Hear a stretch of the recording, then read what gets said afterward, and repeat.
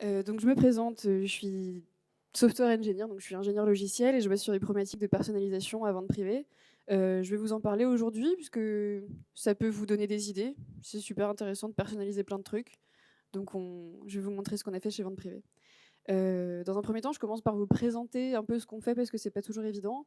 On fait du déstockage d'autres marques et par jour, on a à peu près 150 marques différentes qui sont proposées sur notre site. On en a 54 000 par an et c'est beaucoup. Et c'est pour ça que c'est très important pour nous de personnaliser des choses. On est présent dans beaucoup de pays et voilà, on va plonger dedans. Je vais commencer par vous présenter ce qu'on fait sur la page d'accueil très brièvement et ensuite on rentrera dans le vif du sujet avec vraiment techniquement ce qu'on fait sur les pages catalogue. Comme ça, on va voir comment ça fonctionne. Sur la page d'accueil, voilà à quoi ressemble notre page d'accueil. Donc pas mal de marques, un bandeau en haut. Et voilà, un bandeau en haut avec des marques qui sont là plus brièvement. Et ensuite, parfois, on a des contraintes avec des marques qui sont censées être à une position définie, puisque c'est des accords business qu'on a. Et ça, nous, on essaie de personnaliser cette page d'accueil, parce que 150 marques par jour, c'est beaucoup, et ça représente beaucoup de scroll si on veut tout voir. Et les clients, on les perd avec beaucoup de scroll. Donc on essaye de mettre les marques qui ont le plus de chances de les intéresser en haut, pour qu'ils aient le plus de chances de rentrer dans des ventes, pour qu'ils aient le plus de chances d'acheter des choses chez nous. Et alors ça, en termes de retour d'expérience, on a pas mal d'obstacles, notamment les obstacles business, qui sont, enfin voilà, les contraintes qu'on a avec des marques qui sont censées être à certains endroits et les bandeaux en haut qui prennent beaucoup de place et ces choses-là. Mais on a aussi des obstacles techniques, comme le fait que parfois les ventes sont mal classifiées. Et ça, pour nous, c'est très gênant. Si on a une vente qui est du prêt-à-porter mixte, qui va être annoncée comme du prêt-à-porter femme, et ben on recommande mal. Donc ça, c'est des problèmes. On a aussi des effets de bord assez rigolos qui font moins rire le business, mais bon, c'est intéressant.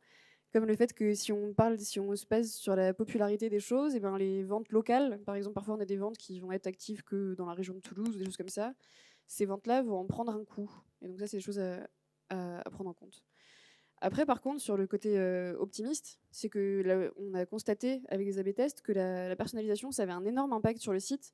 Donc on a fait tourner un A/B test sur la page d'accueil qui a tourné pendant un mois et on a vu des énormes augmentations du taux d'entrée dans les ventes et du taux de conversion. Du coup, les gens rentrent plus dans les ventes et ils achètent plus avec la personnalisation et c'est des petits pourcentages d'augmentation, mais sur des chiffres d'affaires à plusieurs milliards, des petits pourcentages comme ça fait beaucoup d'argent. Donc c'est très intéressant et du coup, on s'est dit qu'on allait personnaliser plus de choses. Voilà, et donc c'est là où on rentre dans le vif du sujet avec la personnalisation des catalogues.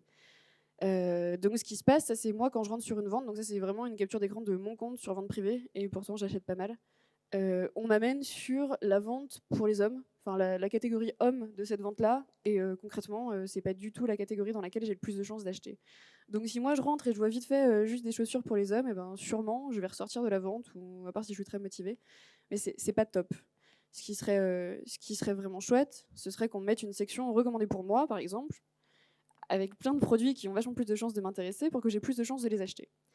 Et ça, c'est mon métier. Donc voilà comment ça fonctionne. Alors c'est un énorme schéma, mais on va l'attraper bout par bout et ça va très bien se passer. On a du tracking et à chaque événement qui arrive, il va se passer quelque chose. Donc ça marche par des bus analytiques Kafka. Simplement, ce que c'est un bus analytique, c'est un espèce de tube où l'information arrive une par une, comme ça, dans le tube, et après, nous, on écoute ce qu'on veut. Donc on va écouter des événements différents pour chaque. Enfin, on va écouter pas mal d'événements et on va faire des actions différentes selon les événements. Donc, quand un utilisateur fait une action sur le site, ça crée un événement qui est envoyé dans ce bus analytique. Et là, il va se passer plein de choses. Donc, quand un utilisateur interagit avec un article, donc ce que ça veut dire, c'est qu'il va cliquer sur la fiche produit pour aller voir en détail, il va le mettre dans son panier, ce genre de choses. On va déclencher plusieurs trucs, notamment dans un premier temps, on va déclencher notre agrégateur de produits qui va enregistrer les interactions entre les membres et les produits. Donc quand mon membre 1 va cliquer sur mon produit 1, j'incrémente ça. Donc je sais que ce membre-là, il aime interagir avec ce produit-là. Ça, c'est ce que fait cet agrégateur. Dans un deuxième temps, à nouveau, quand un utilisateur interagit avec un article, on va enregistrer la démographie. Donc là, quand ce membre a cliqué ou mis au panier, par exemple, une chaussure pour femme, eh bien, on va incrémenter son affinité avec la démographie femme-adulte. Ça, c'est assez important. il se passe d'autres choses. On va aussi, du côté des articles, enregistrer la popularité des articles. Donc quand n'importe quel utilisateur interagit avec un produit, notamment un produit 1, j'augmente la popularité de mon produit. Donc ça, c'est des mécanismes qui sont assez simples. Chez nous, on a décidé de pondérer ça. Par exemple, consulter la fiche produit, ça vaut moins de points que mettre au panier, ce genre de choses. Et ça, c'est des choses qu'on utilise vraiment beaucoup après. Donc typiquement, plusieurs fois par jour, on a la partie technique de la prédiction.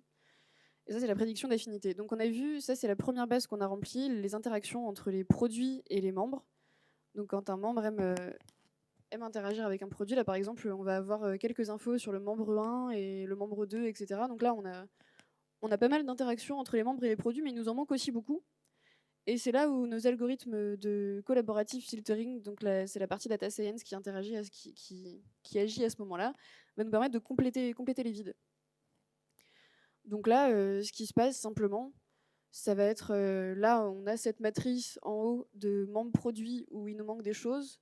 On va essayer de factoriser en plusieurs matrices pour compléter les blancs. Et là, c'est la partie data science qui agit à cet endroit-là. Oui. Ensuite, techniquement, toutes les 15 minutes, on va enregistrer, on va récupérer quelles sont les opérations en cours, parce que simplement, on n'a pas envie de calculer des affinités entre des membres et des produits qui appartiennent à des ventes qui sont déjà terminées ou qui commencent dans longtemps, ou ce genre de choses. Donc on va enregistrer techniquement les opérations en cours pour filtrer. Et ensuite, quand un utilisateur rentre dans une vente, ce qui se produit, c'est on va déclencher vraiment la partie recommandation. Et là, c'est là où on prend tout. Donc on va prendre le score d'affinité, ça c'est la partie que la data science a calculée, où on a rempli les scores. On a la partie démographie, qui a été les interactions entre les membres et les produits de démographie différentes et les popularités. Et on va venir mixer tout ça pour obtenir un score final. En fait, si on a besoin de ça, c'est que nos scores d'affinité, c'est simple. Ils fonctionnent bien, mais entre des membres et des produits. Donc par exemple, si j'ai un client homme qui achète beaucoup de chemises pour hommes, notre algorithme, il va dire cette personne aime beaucoup les chemises, je vais lui recommander beaucoup de chemises. Mais on va aussi lui mettre plein de chemisiers pour femmes, et c'est pas top. Donc c'est pour ça qu'on fait jouer la démographie derrière. Ça en revient aux obstacles que j'ai montré dont j'ai parlé sur la homepage, c'est que on a des problèmes de classification. Et c'est très gênant. Donc voilà, donc on est obligé de faire fonctionner ça. Et là, on obtient un score d'affinité un peu définitif entre notre client et les produits. Mais ça, c'est pas idéal, parce que si on a quelqu'un qui aime énormément les pantalons et qui aime beaucoup les chemises et qui aime un peu les chaussures, on aimerait lui recommander un peu de pantalons, un peu de chemise, un peu de chaussures. Et ce qui va se passer là avec ce score, à cause des affinités, c'est qu'on va lui recommander peut-être 50 pantalons, 30 chemises et 10 chaussures. Et il va se retrouver à scroller parmi tout un tas de chemises pour arriver aux pantalons, ce qui est exactement ce qu'on essayait d'éviter à la base. Donc là, on a une étape de diversification. Donc on va prendre tous ces blocs là avec 15 milliards de chemises et plein de pantalons. Parce que là, si on a quelqu'un, ok, les scores sont meilleurs pour les chemises que pour les pantalons, mais s'il est obligé de scroller parmi toutes les chemises pour atterrir sur les pantalons, c'est quand même pas optimal. Donc on va essayer de découper ces blocs de type de produits en plus petits blocs, et voilà, pour diversifier et que ça mixe un peu de chemise, un peu de pantalon, peut-être un peu de chaussures, ce genre de choses. Et là, on passe d'un score à finalement un ordre. Donc à la place d'avoir voilà, j'ai des super scores pour mes chemises, des super scores pour mes pantalons, ce que je veux dire, c'est voilà, on dit cette chemise-là en 1, 2, 3, etc. Donc on passe d'un score à un rang finalement. Et ça, quand l'utilisateur rentre sur une vente et qu'il arrive sur la partie recommandée pour vous, c'est ça qu'on va renvoyer à l'équipe navigation qui va afficher ça à son tour sur le site. Donc voilà, ça c'est comme ça que fonctionne notre moteur de recommandation pour les produits sur la page catalogue. Donc en fait, finalement, ça a l'air d'un gros bloc et ça fait toujours peur à la data science, c'est juste comme ça. Mais en fait, il y a pas mal de choses qui sont assez finalement instinctives et qu'on a rajoutées pour que ça fonctionne bien. Plein de mécanismes finalement assez simples. Et ça, voilà ce que ça donne sur ma page, par exemple. Si j'arrive sur une vente qui est du prêt-à-porter mixte, sur mon compte, je me retrouve avec un peu de robe, un peu de haut, un peu de sac à main, un peu de jupe. Donc c'est pas si mal. On voit que ça me recommandait que des produits pour femmes et que ça les a diversifiés. Donc c'est plutôt chouette. Ça, ce qui est bien, c'est que c'est quelque chose qu'on a AB testé, enfin qu'on est en train d'AB tester depuis récemment. Et ça donne des résultats super positifs. Donc on est super content. Parce que c'était pas évident avec tous les petits blocs qu'on a ajoutés par-ci par-là. Et c'est super positif. Ce qui se passe après, c'est que bon, ça marche très bien, mais il y a beaucoup d'obstacles un peu finalement qu'on n'avait pas prévus, parce qu'on ne prévoit jamais tout. On a des choses comme en fait, les gens achètent beaucoup d'électroménagers chez vente privée, et du coup, c'est des produits qui sont très populaires. Donc en fait, on va recommander énormément d'électroménagers aux gens, alors que finalement, un aspirateur, on n'en achète pas tous les 4 matins. Donc il y a des petits blocs qui se rajoutent petit à petit à ce modèle un peu simpliste finalement. Avec par exemple, on commence à pondérer, enfin un peu à moduler la popularité en fonction de la fréquence d'achat de certains types de produits et choses comme ça. Donc on améliore au fur et à mesure le système. Et après, ça c'est des choses qu'on applique à pas mal de choses. Donc ça c'est ce qu'on fait voilà, sur les pages catalogues. Après, c'est également les choses qu'on va faire qu'on peut utiliser dans les mails de communication. Une fois qu'un client a passé un achat, a passé une commande chez vente privée, par exemple, une semaine après, on va lui proposer de revenir pour réacheter d'autres choses. Et là, c'est typiquement le genre de système qui va servir exactement à ce même endroit. Donc c'est un bon investissement finalement, le système de recommandation, parce qu'il sert à pas mal d'endroits. Et après, en termes de personnalisation, on a énormément de projets chez vente privée. Donc par exemple, là, c'est chouette de personnaliser le catalogue comme ça, mais après, une fois que j'arrive sur une page produit, par exemple, j'ai ce grand espace vide qui ne sert à rien. Donc je pourrais par exemple proposer des produits. Il y a d'autres pages où on propose des produits qui sont simplement similaires. Et à la place de proposer un produit qui est simplement similaire basé sur le produit, on pourrait proposer des produits qui sont personnalisés à ce que les gens achètent et avec pas mal d'autres applications derrière. Donc voilà, comme l'email de confirmation ou la personnalisation sur le voyage. Voilà, donc essayer de détecter si un client est à même de voyager très bientôt et le cas échéant, quelle destination, parce qu'on vend également du voyage, on vend un peu de tout. Et voilà, quelque chose sur lequel on est aussi en train de travailler, c'est customiser les bannières. Donc sur la page d'accueil du début, on voit qu'il y a les bannières de vente. Parfois, il y a des ventes de prêt-à-porter mixtes qui ont que des femmes sur l'image, par exemple. Les hommes ont vachement moins de chances de rentrer dans une vente de prêt-à-porter mixte s'il n'y a que des femmes dans l'image. Donc là, ce qu'on essaie de faire, c'est d'avoir plusieurs bannières, par exemple, avec peut-être une bannière avec des femmes dessus, ou avec des hommes, ou avec une bannière mixte. Et nous, par exemple, grâce à la démographie qu'on enregistre à notre endroit, on peut savoir si quelqu'un a plus tendance à acheter des articles pour hommes ou des articles pour femmes, et du coup personnaliser cette bannière en fonction de ça. Donc ça, c'est pas mal de pistes qu'on a derrière.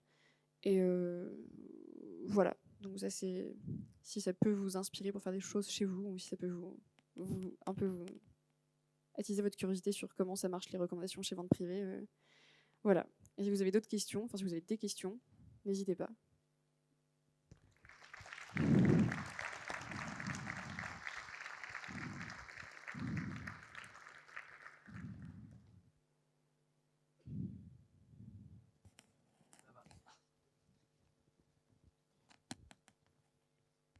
Bonjour, merci pour le talk. J'aurais voulu savoir si en fait vous aviez un peu les biais aussi qu'il peut y avoir avec des tops, par exemple, si les gens cliquent beaucoup, enfin si un article se dégage un petit peu, des gens cliquent dessus pour voir le détail, forcément il va être du coup considéré comme, il va être présenté à d'autres personnes qui vont encore cliquer plus dessus. Il y a un phénomène un peu d'emballement sur finalement un ou deux articles parce qu'ils sont commencés à émerger et du coup, voilà, ça vient biaiser un petit peu le résultat, quoi.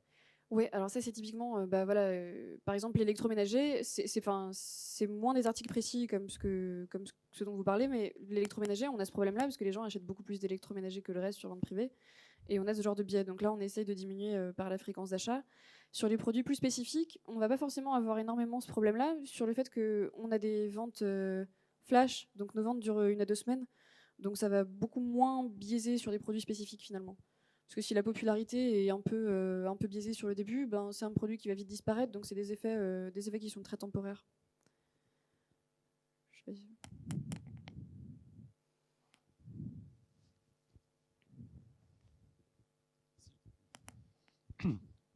Merci. Donc, vous mentionnez qu'il y avait des problèmes de classification au niveau des catalogues, au niveau des ventes ou des produits. Qu'est-ce que vous faites pour améliorer ça? Oui, alors c'est une très bonne question. À l'heure actuelle, la classification, elle est principalement manuelle. Et ben, simplement, voilà. Là, on a une équipe de la data science qui bosse sur la classification automatique de ces choses-là. Voilà, on a ça. Après, on essaie aussi de mettre en place peut-être plus de normes pour que la classification soit plus homogène. Parce que pareil, parfois, on a des ventes qui sont un peu de la même chose, mais comme c'est classifié par deux personnes différentes, parfois ça va être des classifications légèrement différentes. Et c'est pas évident. Mais on essaie d'automatiser et d'homogénéiser un peu ça. On a une équipe sur le coup. Je continue avec une deuxième question, pardon, et je m'arrête ensuite. Actuellement, sur vente privée, on nous impose vraiment le choix d'une marque dès la page d'accueil. Est-ce que c'est prévu d'avoir des recommandations qui incluent plusieurs marques à terme? J'imagine qu'il y a des gros freins business à ça. Comment ça, le choix d'une marque de la page de... Bah, avant de rentrer dans une vente, on me dit je choisis une marque et ensuite je vois les produits d'une marque uniquement. D'accord. Alors ça,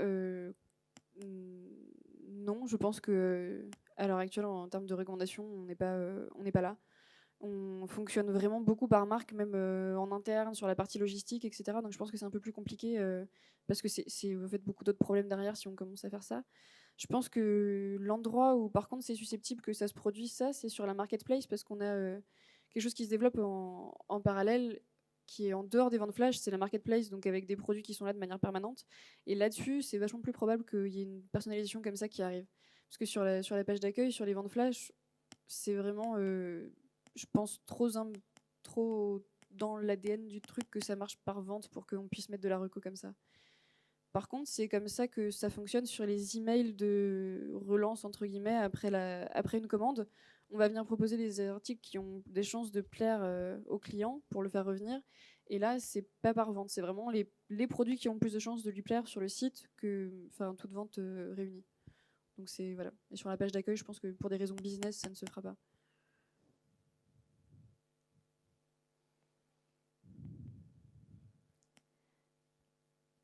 Eh ben, je pense qu'on est bon et je vais vous remercier d'avoir écouté sagement.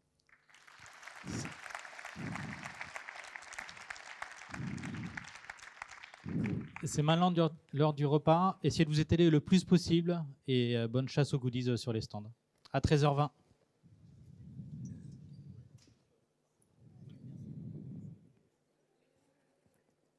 J'éteins comment?